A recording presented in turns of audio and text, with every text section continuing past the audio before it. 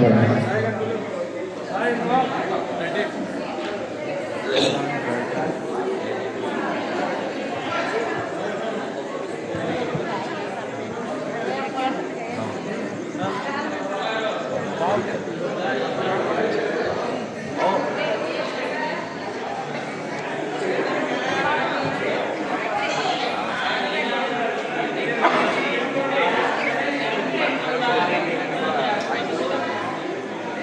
చాలా చేయొచ్చు.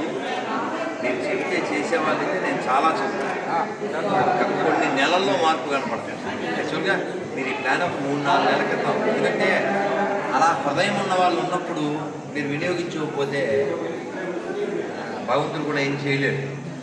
అర్థమైందా? నేరుగా అన్ని భగవంతుడు చేయడు. సంస్కృతంలో శ్లోకం ఉంది, చెప్తాను. నన్ను కూర్చుండే నాన్న వాళ్ళకి ఏర్పాటు చేయండి, కూర్చోడానికి నా బ్యాగ్ ఇచ్చి రెడీ రెడీ బంద్ చేసి బ్యాగ్ నాన్న కూర్చుంటారా? కాసేపు మనం మౌనంగా ఉన్నాం, ఓంకారం చేద్దాం. రెడీ నాన్న మంత్రం చేద్దాం, ఓంకారం చేద్దాం. అందరు చేయకుండా అందరు చెప్పండి. నేను జై జై శంకర అంటాను, మీరు హర హర శంకర అనాలి. మంత్రం చెబుతూనే దీపం వెలిగించాలి. కార్తీక మాసం యొక్క లాభం ఏమిటి?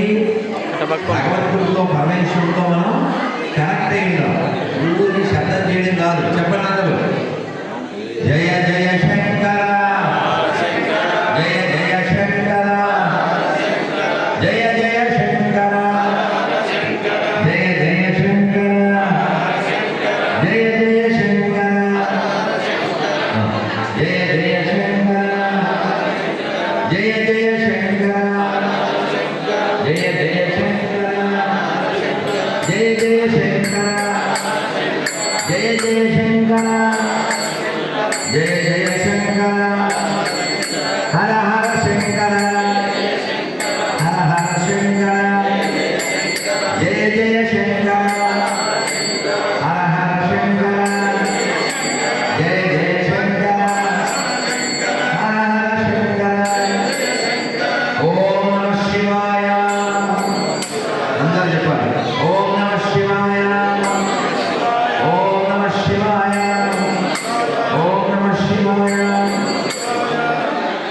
అందరూ చక్కగా చెప్పండి. ఓంకారం మనం 11 సార్లు చేద్దాం.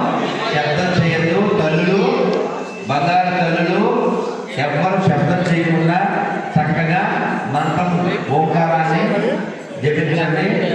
ఓంకార బిందు సంయుక్తం అన్నారు. చక్కగా చెప్పండి. 7 సార్లు చక్కగా. రెడీ బంద్ చేసి